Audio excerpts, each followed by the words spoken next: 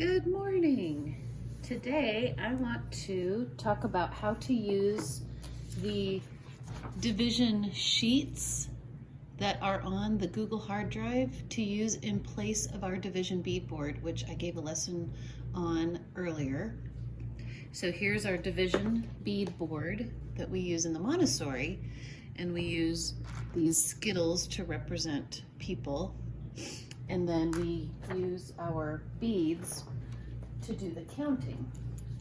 Here's our beads. Of course, you don't have all of these materials at your house, so we're going to show you how to do it virtually with this paper.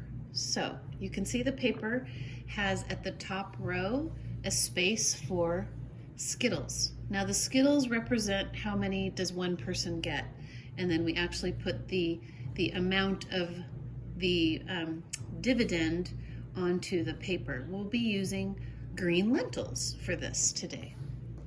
So we're going to do some easy Montessori, not Montessori, but easy division problems. You can see that the divisor is 4 on all of them, and that's to make it easy using this one sheet of paper. You can do all of the problems using the one sheet of paper.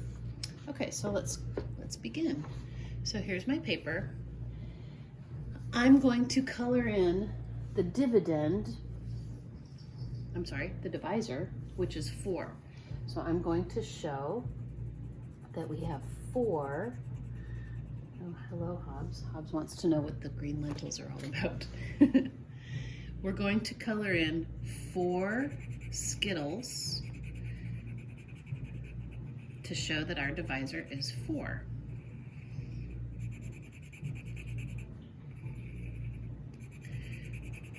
Okay, now that I've done that, I can divide by this many people, and we'll see what each person gets. Okay, let's get started. All right, so if I go to my first problem, which is 8 divided by 4, I'm going to count out 8 lentils, and I'm going to see how many does each person get. So here's my little container of lentils, and I'm going to count out 8. 1, 2, 3, 4, 5, 6, 7, 8. All right. I hope you can all see this. Let's see. That might be a little better. Okay. So in our Montessori classrooms, we usually name our people. So I'll say, oh, this is me, and this is Michaela, and this is Maura, and this is Isaac. Okay, so we have 4 people. And we always try to come up with some fun food that they would like to eat rather than green lentils. We will call them gummies or pizzas or Skittles or M&Ms, whatever you want to call it. We'll say, oh my goodness, we had 8 pizzas and there were 4 people. How many pizzas did each person get? So then we just start handing them out. Well, here's one for me. Here's one for Michaela. Here's one for Maura, and here's one for Isaac. Oh, we still have more. Let's hand them out. One for me again, one for Michaela, one for Maura, and one for Isaac. So how many did one person get? One person got 2. Because it's not what did everybody get, it's what did one person get. So then we could write our answer as 2. Okay, let's go on to the next problem. Again, we have the same divisor, different dividend, same divisor. Now we're going to find out, well, what if we had 12 pizzas divided up among 4 people? I'm going to go ahead and put my lentils back into the cup, and I'm going to add 4 more. And you can tell the child, this is mental math, it's good mental math. You can say, oh, well, we had 8, How many more do I need to get to 12? 8, this is the count-on method. 8, 9, 10, 11, 12. Okay, I need 4 more. So let's add 4 more. 1, 2, 3, 4. And we're going to find out now, what does one person get if we have 12? Again, 1 for me, 1 for Michaela, 1 for Maura, 1 for Isaac, 1 for me, 1 for Michaela. These are hard to get out. 1 for Maura. Oops. And 1 for Isaac. I'm going to keep going. 1 for me, 1 for Michaela, 1 for Maura, and 1 for Isaac. Okay, so now what did one person receive? One person received 3, and we will record our answer. So if we had 12 gummy bears and 4 people were sharing them evenly, each person would get 3.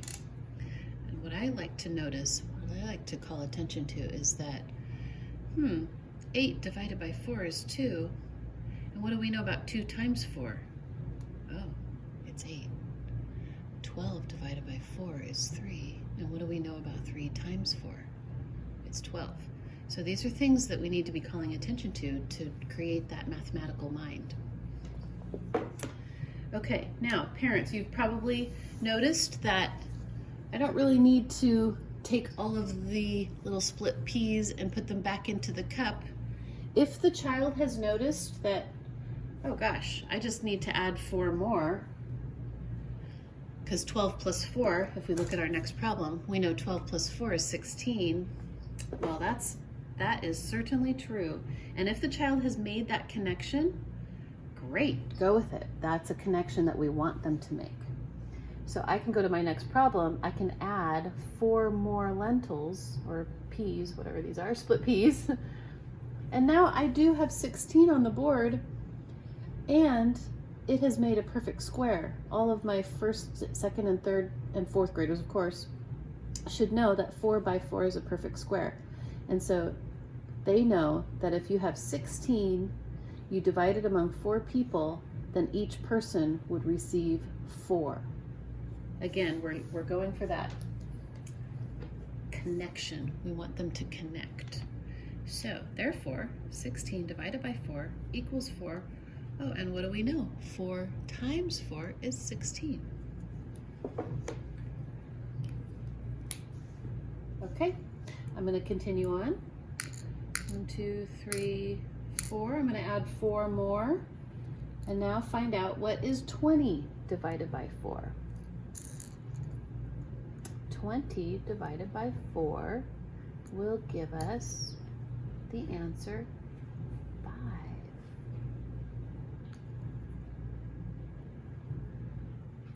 So I have 20 peas on my board. I have divided them up among 4 people, and that means each person receives 5. If I keep going, I know this is redundant, but this is what we ask children. We ask children a lot, like, well, what do you think it would be if I added 4 more? What do you think our answer would be for that? And we want to lead the child into an understanding of, oh, well, gosh, if we just add 4 more, I know that the answer will be the next number down, because we're just adding 4 more. Each one just fills up a row, which creates the answer of the next numeral. So when we found out that 20 divided by 4 equals 5, well, now we're starting to notice a pattern, aren't we, in our answers? 2, 3, 4, 5, right? Let's go to 24 divided by 4. 24 divided by 4 will yield 6. And we know that 6 times 4 equals 24. Okay, I can do the next one. Although I think you've all cracked this code by now and will be masters at giving this lesson to your children. You do need to ask questions, ask them to make predictions like, well, what do you think?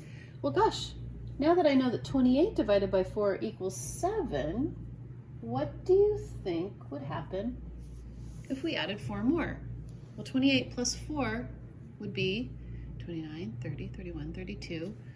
What do you think 32 divided by 4 would be? And hopefully they would come up with the number 8. Those predictive questioning series helps children to start thinking mathematically, and that's what we want them to do. And also, a fun thing to do after you've done multiplication and easy division with all these fact families is to draw the fact family triangle. And in our elementary classroom, all the children have had lots of practice doing this. So if we have 8 and 4 and 2, well, we know that they're all connected. 4 times 2 equals 8. 8 divided by 4 equals 2. 8 divided by 2 equals 4. And I would do that with every single one of these. And I do have the children draw the triangles, write out all the numbers in that fact family, because as Dr. Montessori says, what the hand does, the mind remembers. So please don't shy away from having your children write these out. It's good for their brains and it's good for their mental math skills. Okay, that is division with the division paper and with some split peas. Have fun.